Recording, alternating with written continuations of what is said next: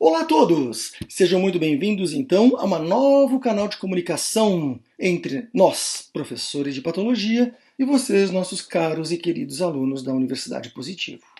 Aqui abordaremos então como primeira página chamada de Pato Highlight. É um novo canal, um canal importante aonde dissecaremos para vocês os pontos mais importantes, os quais abordaremos dentro do conteúdo tanto de sala de aula quanto de aulas práticas. Relato a vocês que o Pato Highlight é algo que é de sobrepujante a tudo que falaremos. Portanto, é um novo canal e um canal acessório para todos vocês. Reitero também que o Pato Highlight, a partir de agora, estará com uma página no Facebook com o mesmo nome, ou seja, Pato Highlight, para que possamos cada vez mais sanar as dúvidas que possam ter, além das dúvidas de sala de aula. Como primeira abordagem, iniciaremos o primeiro capítulo deste canal como respostas celulares ao estresse e à agressão, e focaremos então sobre o produto da adaptação celular. Mas para entendermos a adaptação celular, é necessário que entendamos então normalmente todos os processos que culminam através dessa adaptação. Tudo se inicia então, como já colocamos, pela felicidade de vocês, que a célula ou um tecido tem um tamanho usual, uma característica macroscópica usual e que normalmente ele é composto por um número de células homogêneo, aonde cada uma dessas células tem uma determinada função, caracterizando então esse órgão do ponto de vista usual chamado de morfostase. E ainda ela nos proporciona um equilíbrio dinâmico, pelo que produz para alimentar tanto ela própria de um sistema autócrino, quanto de forma parácrina, ou seja, ela estimula células vizinhas ou à distância, seja por meios de síntese de proteínas ou ainda de condicionamento hormonal. Então, é como se a célula que vivesse em a morfostase e a homeostase vivesse num ambiente tranquilo, apaziguado, caracterizado pela sua normalidade. Contudo, é importante ressaltar que, no momento em que você tem a qualquer fator de estímulo, essas águas claras e tranquilas poderão, a qualquer momento, transformar-se num projeto de agressão de estresse, aonde levará ao estresse celular e esse estresse celular poderá ser condicionado por diversos fatores. Quais são os fatores mais relevantes? Já discutimos. Poderia ser, por exemplo, por alteração de oxigenação, levando à falta de oxigenação celular e, consequente, uma agressão a um ou mais tipos de células. Poderá ser por uma agressão física, como, por exemplo, um trauma físico, uma injúria, bater o carro, cortar com faca. Poderá ser também por agentes químicos, como o uso de drogas, e aqui não é propriamente o uso único, exclusivamente, de drogas ilícitas. Falaremos também sobre o uso indeterminado de drogas farmacêuticas, como, por exemplo, o uso indiscriminado de paracetamol, o indiscriminado de AAS, os quais, em doses acima do limite normal, poderão causar injúrias e algumas injúrias graves. Poderia ser também causado por agentes biológicos, como vírus, bactérias, protozoários, fungos, alguns conceitos de distúrbios hereditários e genéticos, como por exemplo a deficiência do glicose 6-fosfato, ou ainda o desencadeamento da deficiência de canais de cloro, culminando na fibrose cística, alguns desequilíbrios nutricionais, onde nós temos aí a diminuição de algumas proteínas importantes, como a albumina, numa síndrome de Kwashiorkor, e algumas condições imunológicas, focando principalmente as reações autoimunes. Independente dessas principais causas de injúria, é importante ressaltar que cada estímulo ou cada momento de injúria que pode determinar aquela modificação, o distúrbio das águas claras onde nós vivemos, é um distúrbio que poderá levar a qualquer processo de injúria celular. E esse processo pode ser variado.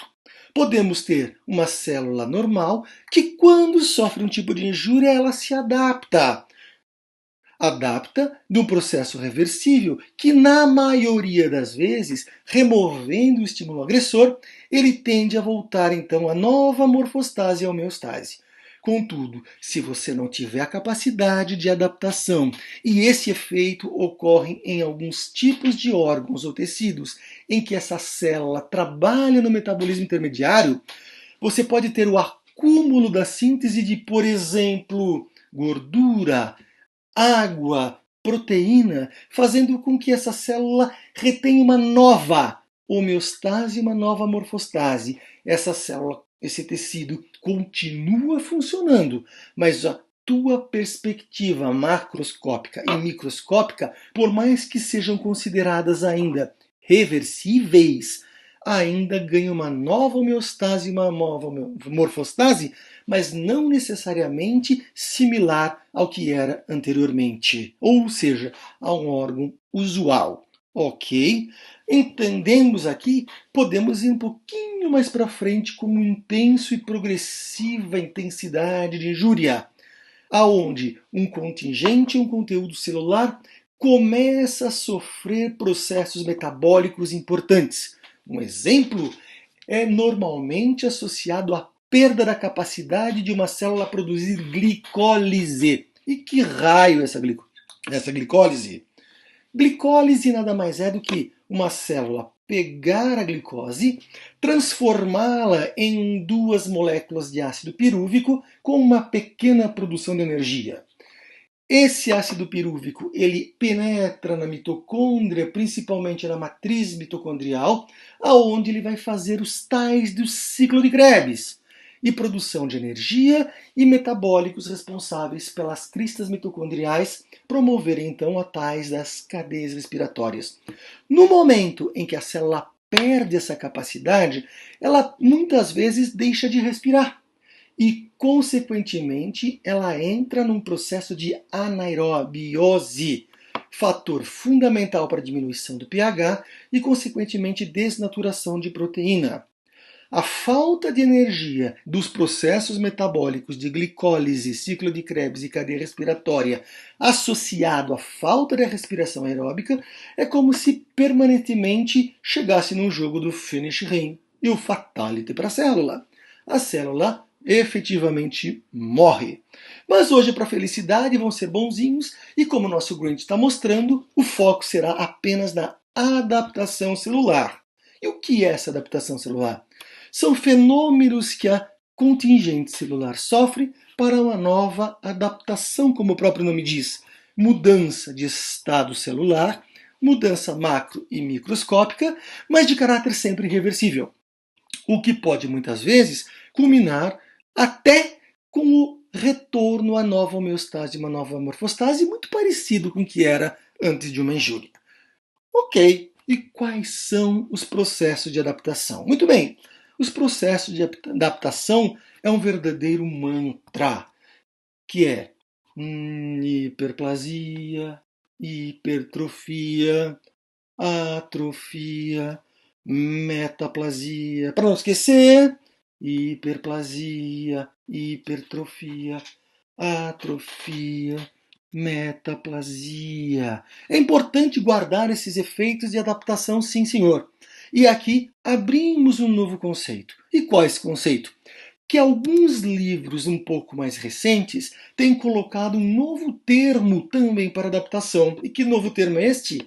Displasia. É relevante aqui ressaltar que a displasia é um processo genotóxico grave, onde eu tenho mutação de gene supressor tumoral, eu tenho alterações de proto-oncogenes para oncogenes, e a célula ganha um poder replicativo individual independente e que, na realidade, alguns autores dizem que isso não é uma adaptação. É o efeito da propensão e ao desencadeamento do câncer.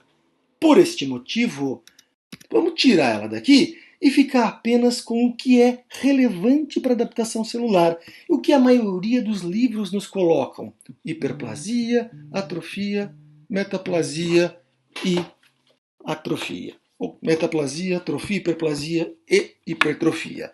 Combinado assim? Então vamos tentar digerir cada um desses processos para que a gente possa começar a falar de cada um deles individualmente. E quais eram eles mesmo? Então vamos lá, caro aluno, respire fundo e vamos tentar lembrar. Hiperplasia, hipertrofia, atrofia e metaplasia. Começamos então pelo mais comum, o termo hiperplasia. Hiper é aumento, super aumento.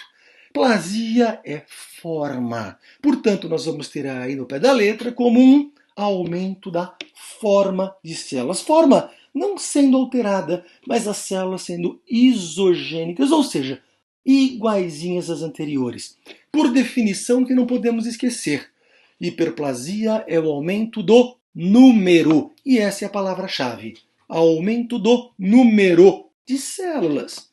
E como cada aumento não se ocupa o mesmo lugar do espaço, consequentemente, o aumento do volume do órgão se faz como consequência. O que é hiperplasia? Aumento do número de células, que consequentemente culminará com o aumento do volume do órgão. Por quê? Por meio de alguns estresses que normalmente ocorreram previamente. Tá ok. Hiperplasia, pessoal, ocorre em uma célula, aumentando o número de células.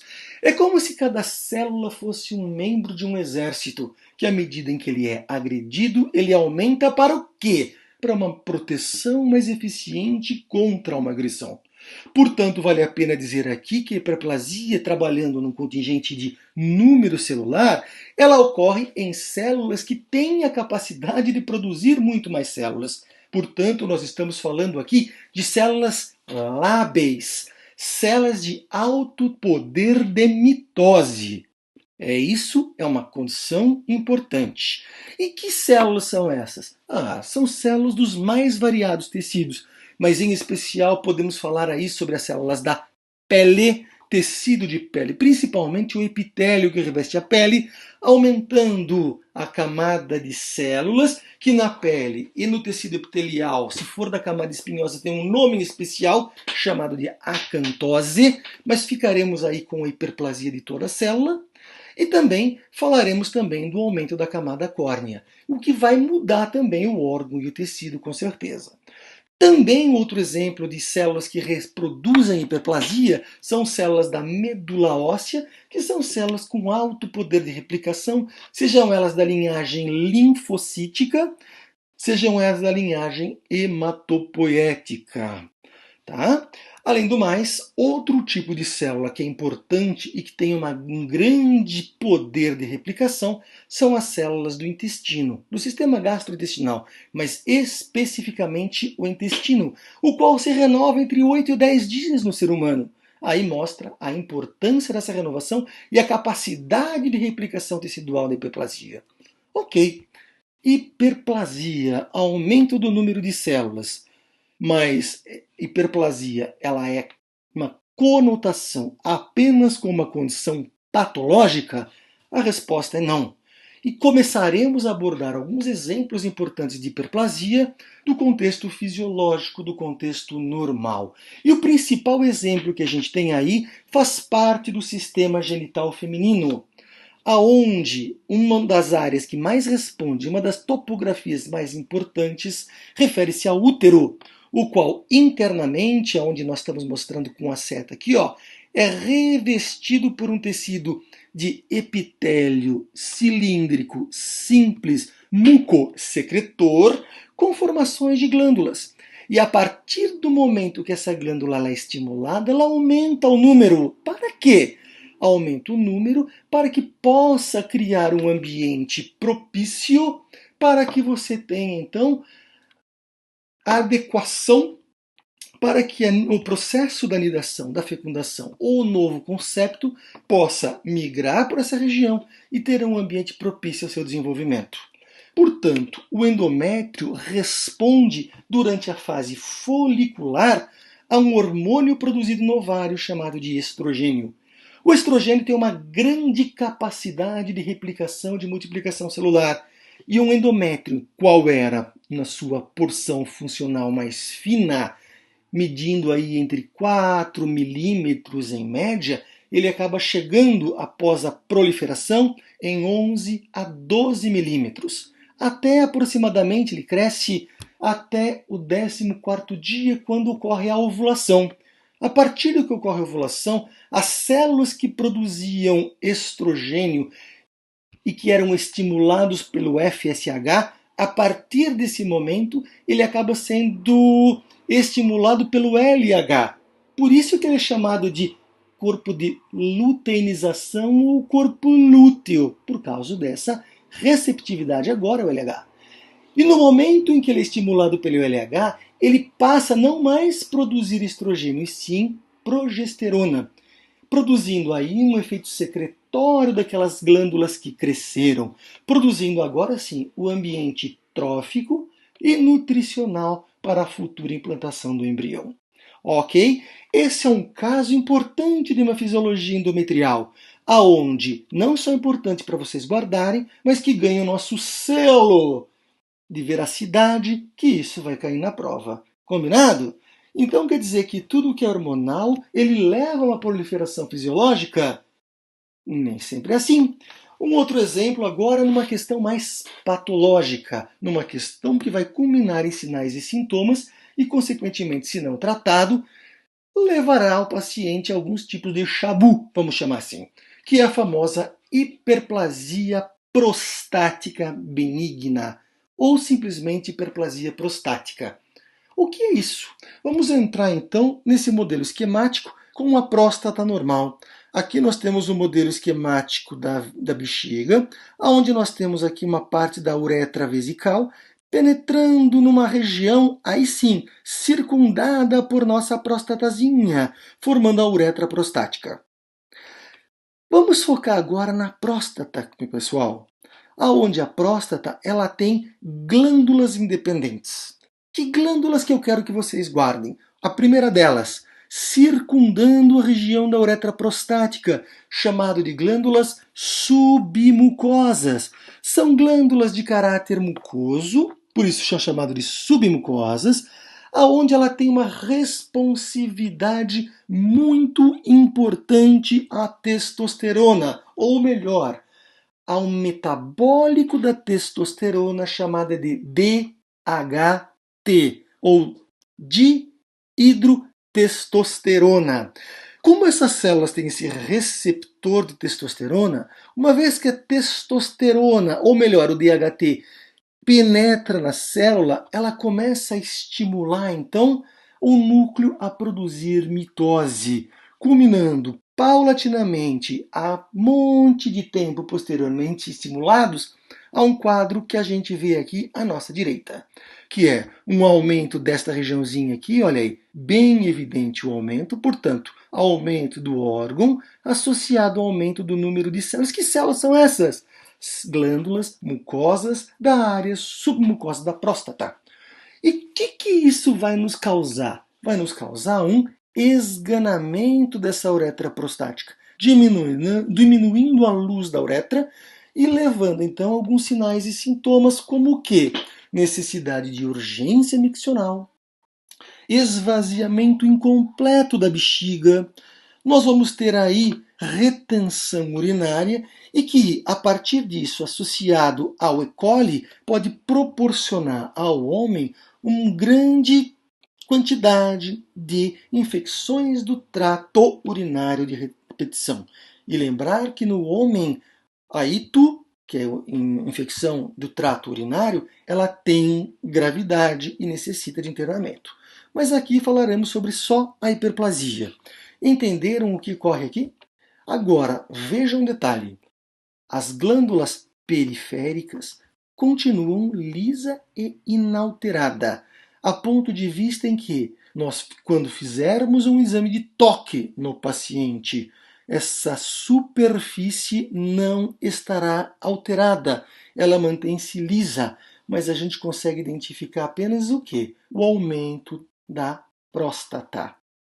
Tudo certo até aqui? Muito bem, meus queridos. Mas não é apenas por uma questão hormonal que a hiperplasia ocorre, mas também por fatores traumáticos, imunomodulados e também por processos inflamatórios. há aqui alguns casos na clínica que suscitam o aumento do órgão, ou pelo menos a alteração do tecido que a gente pode associar às hiperplasias. O primeiro caso aqui, para quem não entendeu, isso aqui é um rebordo alveolar, né, de um paciente desdentado, e aqui o fundo de sulco, o fórnix gengival, aonde o paciente usa prótese e no momento posterior bate, machuca. A água mole em pedra dura, tanto bate até que fura e aqui machuca, levando uma reação tecidual que é o aumento do volume do tecido e, consequentemente, aumento por alteração do número de células, chamado de hiperplasia fibroepitelial benigna. Ok? Podemos ser também o quê? Representado por esse aumento do contingente celular e camada córnea da pele, por um sapato apertado ou por andar muito tempo descalço numa superfície irregular, famosos calos.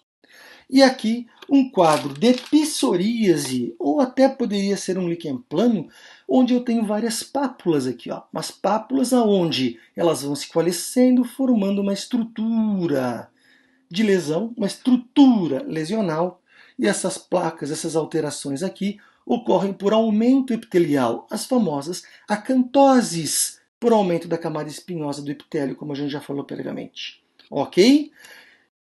Vale mais um conceito extremamente importante durante a hiperplasia, que é o conceito de hiperplasia hipertrófica versus queloide. É melhor a gente entender o que é uma hiperplasia hipertrófica antes da gente começar a perceber qual é o significado verdadeiro do queloide. O que é uma cicatriz hipertrófica? Imaginemos então que um paciente teve uma condição lesional, lesou aqui, e foi necessário dar alguns pontos, olha aí, alguns pontos. Os pontos e a lesão, ele começa a produzir alguns fatores de crescimento de forma exacerbada, principalmente o fator de crescimento chamado de fator de crescimento e transformante beta 1. Ele penetrando na célula leva o contingente celular a uma maior capacidade de produzir mitose acima da deliberação normal. E, consequentemente, ele leva, então, a um quadro como esse aqui que eu estou mostrando para vocês, que é uma cicatrização exacerbada. Mas notem que esse exacerbamento dessa lesão, ele não ultrapassa as áreas aonde foram o quê? Lesionadas ou ainda onde foram suturadas. Portanto, este é o primeiro conceito. Se eu tenho uma hiperprodução de cicatriz, vamos chamar assim, aonde ele não ultrapassa as bordas, os limites lesionais, temos aqui o conceito de hiperplasia hipertrófica cicatricial. Tá, professor, então o que é o queloide? O queloide é o mesmo sentido, só que as bordas não são preservadas, não são, digamos assim, suportadas, elas acabam não sendo uma área de limite para o crescimento. E aí nós temos o quê? A exacerbação da cicatriz, além dos limites lesionais, além dos limites da sutura, e consequentemente forma uma coisa muito feia, como esse quadro aqui, nessa região de ombro. Consequentemente, a diferença é gritante.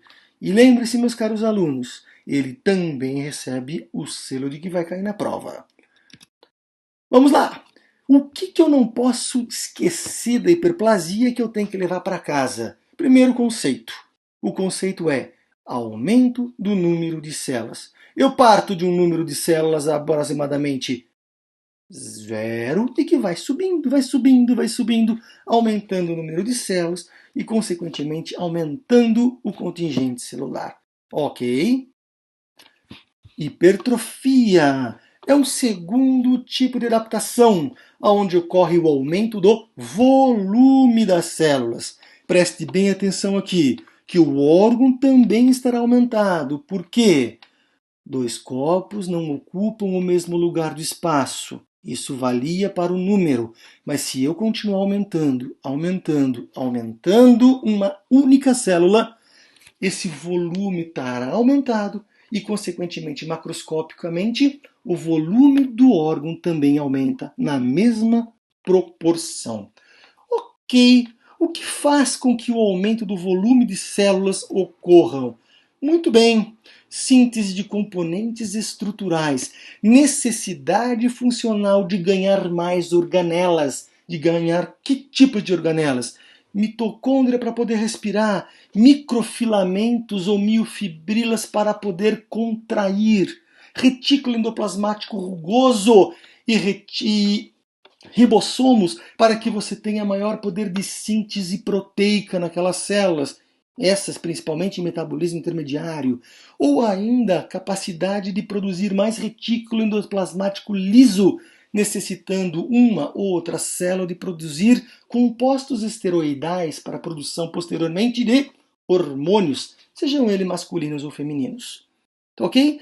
Uma vez que você tem essa agressão, você vai ter citocinas, você vai ter fatores de crescimento, você vai ter agentes muitas vezes vasoativos que levam com que essas células respondem ao estresse. E de tal forma como ocorria no nosso processo de hiperplasia, a hipertrofia também existe o poder fisiológico. O exemplo mais claro, mais típico, é daquele pessoal que vai para a academia. No início, quando ele começa a fazer academia, começa a carregar peso, ele começa a sentir uma dor na musculatura estriado-esquelética da região submetida ao estresse. Por quê? Porque ele produz maior contingente de ácido lático. E esse ácido lático provoca dor. Combinado? À medida em que ele vai suportando e aumentando o exercício físico, o músculo vai aumentando. Aumentando as custas de quê? Aumentando as custas de organela interna, de miofilamentos para poder contrair. E assim, uma única fibrila que representa o tecido muscular estriado-esquelético também aumenta. Veja bem, eu não estou aumentando o número de células. Aqui eu estou aumentando o tamanho da fibra, que representa a musculatura estriado-esquelética. Aumentou mitocôndrias para respirar melhor e aumentou fibrilas para que eu possa ter maior contração muscular na área localizada. Ok? Um outro quadro bem importante para a gente começar a discutir é na gravidez.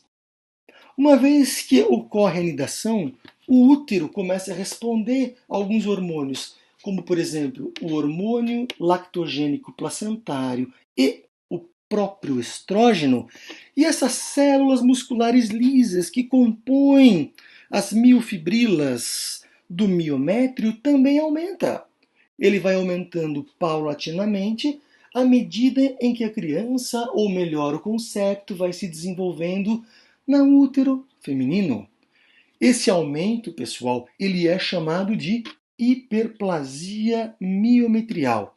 É importante dizer aqui que, à medida em que a mulher faz, tá, o término da gestação, tá, e gera essa criança, essa musculatura que estava hipertrofiada, imediatamente após o parto, ela diminui seu volume. Ela diminui seu volume com uma contração importante da musculatura lisa, principalmente das miofibrilas dessa musculatura lisa, fazendo com que minimize o sangramento posterior dessa mulher e salve a vida dessa mulher. Essa diminuição pós-hipertrofiada dessa musculatura lisa tem um nome, chamada de globo de segurança, ou globo de segurança de Pinat, que é o quê? Uma reação de voltar à reversibilidade após uma hipertrofia. E isso ocorre imediatamente após o parto. Ok? Muito bem, mas um caso patológico de extrema importância seria a exacerbação de uma musculatura cardíaca. Musculatura cardíaca frente a uma falta de ejeção, necessidade de difusão de maior contingente de hemácias por um determinado órgão, numa pessoa que tem uma síndrome anêmica, por exemplo. À medida em que eu tenho que aumentar a contração cardíaca para colocar a hemácia em seu devido lugar, o que acontece? acontece no estímulo, mas principalmente da musculatura estriada cardíaca do ventrículo esquerdo, aumentando o número de fibrilas ali, ou melhor, o volume das fibrilas ali, levando a um quadro de hipertrofia. É um quadro grave? Sem dúvida nenhuma que é, porque isso daí está associado a algumas cardiomegalias e, consequentemente, uma posterior insuficiência cardíaca. Por quê? À medida em que o volume do miocárdio cresce, a luz ventricular diminui na mesma proporção. Ah, mas só isso? Não. Existem doenças infecciosas que podem causar uma cardiomegalia, mas aí a gente entra numa outra perspectiva, mas que vale a pena a gente guardar. Cardiomegalia também é associado a um quadro de infecção pelo Trypanosoma cruzi na doença de Chagas, ok?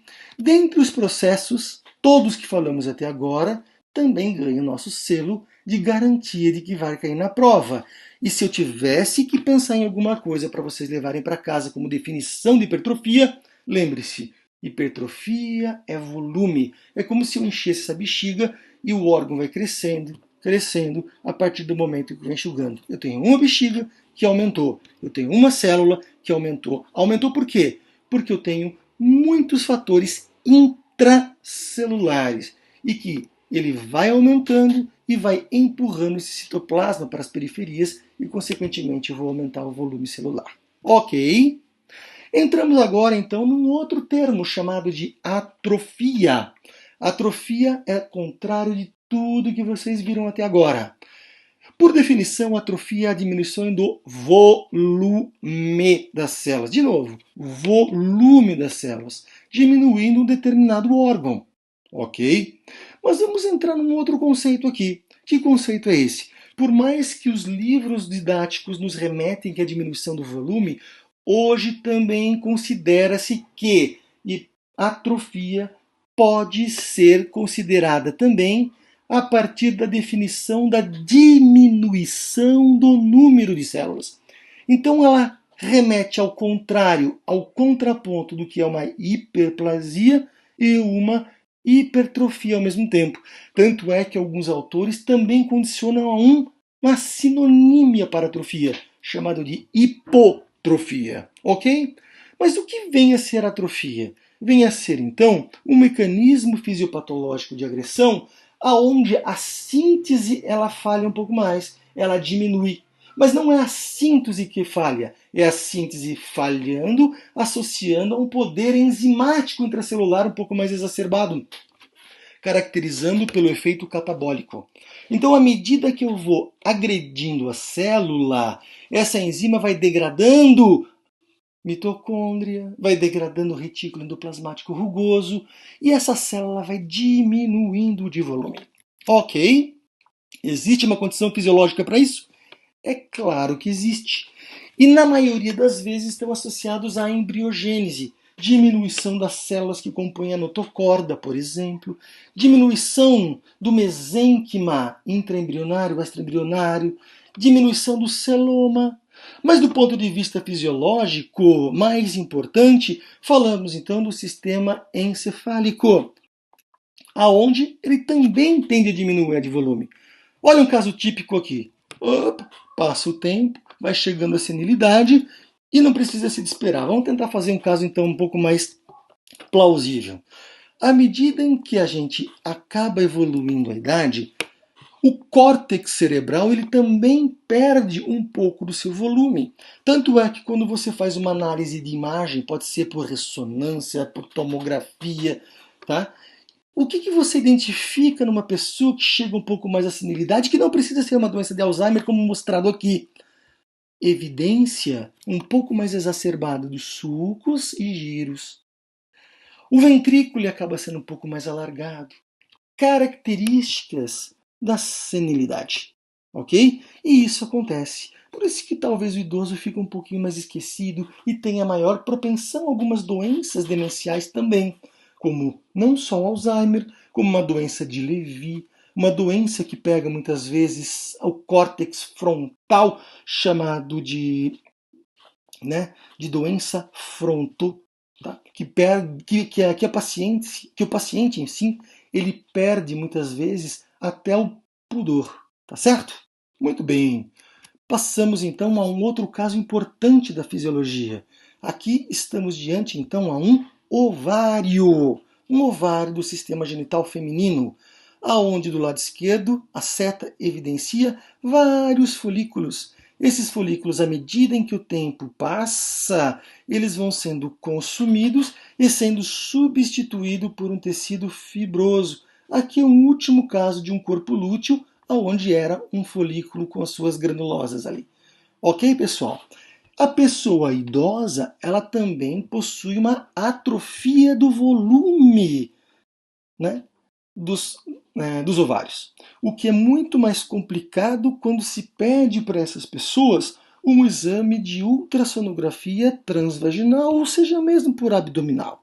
Mas vale-se dizer aqui que pessoas jovens, a partir até da primeira menarca, e que tenham a propensão de ter uma doença autoimune, existem as chamadas ooforites, aonde processo inflamatório de células T citotóxicas acaba destruindo esses folículos aqui, ó, levando a um quadro de fibrose mesmo na juventude, comprometendo o sistema gestacional dessa mulher. Essa menina não consegue mais gerar filhos. Tá? E essa doença autoimune é o principal fator que leva, né, o consumo dos folículos ovulatórios nas meninas, principalmente em idade reprodutiva. Um outro exemplo importante de caráter patológico é a poliomielite. É claro e é óbvio que estamos diante ainda a um tecido muscular aqui mestrado pela célula de caráter ainda do tamanho normal, e aqui pequenas atrofias, né? Olha só, pequenas atrofias e muitas atrofias, aonde essa célula acaba diminuindo de volume de forma importante.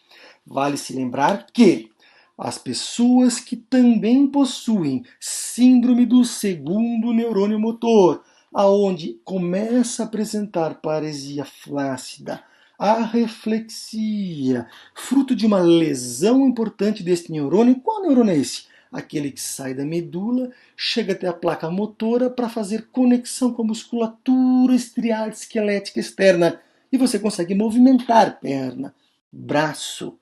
À medida que eu tenho lesão, eu não tenho mais matéria-prima de neurotransmissor para levar até essa musculatura. E essa musculatura, até por uma lei de Lamarck, vamos chamar assim, por uso e desuso, um desuso obrigatório porque eu não tenho como estimulá-lo, ele começa a atrofiar.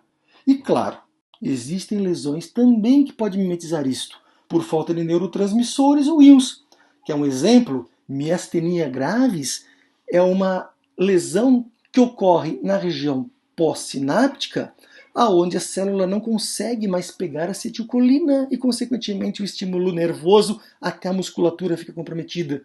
Ou pode ser até pré-sináptico, onde eu minimizo os canais de cálcio. O cálcio é importante para entrar na célula para fazer contração.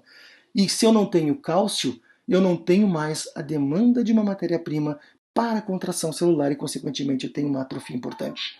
Como chama essa última síndrome do cálcio?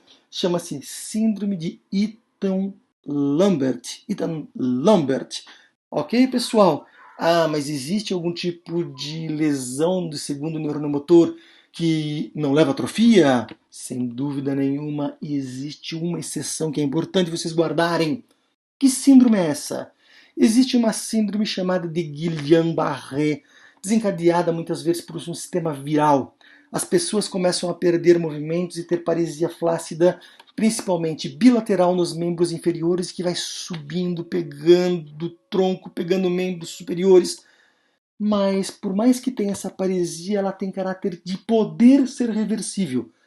A modo em que, por mais que eu tenha essa paresia, por mais que eu tenha comprometimento de movimentação da musculatura estriada esquelética periférica, ela não dá tempo de entrar em atrofia. Lembre-se importante que tudo isso que eu falei leva um selo de garantia que cai na prova. Então, o que eu tenho que levar para casa da atrofia? Que ela é a diminuição da atividade celular, levando à perda de síntese, queima de organelas por um sistema enzimático. Lembrar que essa queima de organela deixa indícios na microscopia, como lipofucsina, lipocromo. Tá? As células se tornam menores e ocorre sempre uma substituição da onde existia aquele tecido, ou por um tecido gorduroso, ou por um tecido fibroso.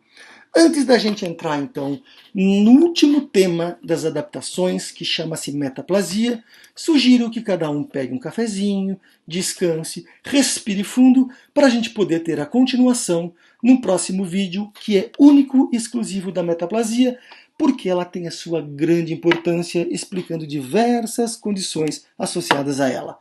Bom estudo!